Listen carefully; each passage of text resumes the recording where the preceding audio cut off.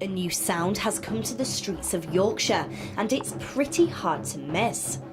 Poised and ready, drumsticks in hand and moves memorised, this group fill the room with rhythm and power as they bring an ancient Japanese art form into the 21st century.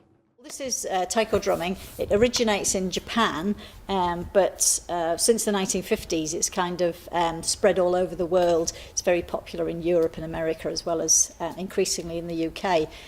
It came to York in 2007.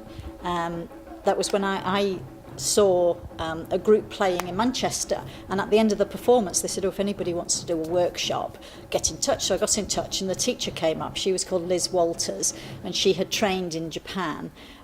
She came and she gave us a workshop. That was 10 years ago, and that kind of kick-started, and really we're largely self-taught. So that's how it started. With Kaminari, meaning the Japanese for thunder, what makes this style of drumming stand out from the rest? It's dynamic, it's really fun to do, you can let out all your frustration and aggression, can't you, and it's fantastic for fitness. But it is brilliant for fitness, sort of things like that I was saying to you before, that I'd lost 7.5 stone with it, linked with it, because it is so physical and things, so it's very good for fitness and doing it. Like I was saying, doing it, not going to a gym, it's sort of more of a distraction and things, because it's a bit more entertaining. It's a rush, isn't it, at the end when you finish a piece or something like that, or learn a piece, because you can't believe you got through it. And also it's just fascinating to keep learning. It's something you can never quite challenge, you never get to the end of it. It's an ongoing journey, so it's full of challenges and things. It's great. We're always experimenting. Yes, we take influences from all over, not just from Japan, but from all over the world. So we watch other people's performances and we think, we could do that, don't we? Yeah. So sometimes we do pieces where we wear masks, we have different costumes. Some of the pieces are traditional, they've got a real flavour of Japan to them. Some of the pieces we've written ourselves, so they're obviously more sort of rooted in Western music techniques. Sometimes influenced by modern music as well. I think the fact that it's not just about the drumming itself, there's lots of theatrical elements to it, so it's a whole performing art rather than just a musical thing, so it makes it more interesting that way as well. With 7 committed and dedicated members making up the group, there's no time for rest just yet. We've got a busy time over the next couple of months.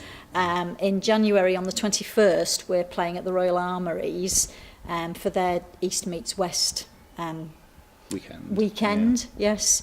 There'll be 2 performances, and there'll be also a couple of chances to have a go, so if anybody wants to have a go themselves, there's their chance. We also have a workshop coming up on the 27th of January. That's up near Darlington. One of our members lives up near Darlington, and we're going to do a workshop for beginners, especially families, children. There's a lot of children already booked on the workshop, so if anybody was interested in that, they'd be very welcome to come along. And then we have a big show on the 10th of February, which is we're working with the York Rotary and York Against Cancer to do a big fundraising event. This is taking place at St Peter's School, in the theatre at St Peter's School. But Kaminari UK are missing one crucial element in the lead up to their big performances. Unfortunately, the noise is a bit of an issue sometimes, and finding a place to rehearse can be very difficult for Taiko groups. And recently we were asked to leave our regular place. We'd actually been rehearsing there for about 6 or 7 years, but because of noise complaints we were recently asked to leave. So we've been made homeless. So we're currently looking for, in the short term, we're looking for somewhere that's got plenty of space, and people, there are not houses nearby where people might be bothered by the noise. But in the longer term, we would really like a place to rent of our own that we can practice anytime we like, and we can store the drums there. So with these Taiko drummers bringing the sound of ancient Japan into the modern era, this art form is sure to live on for many years to come. Abby Walker, That's TV.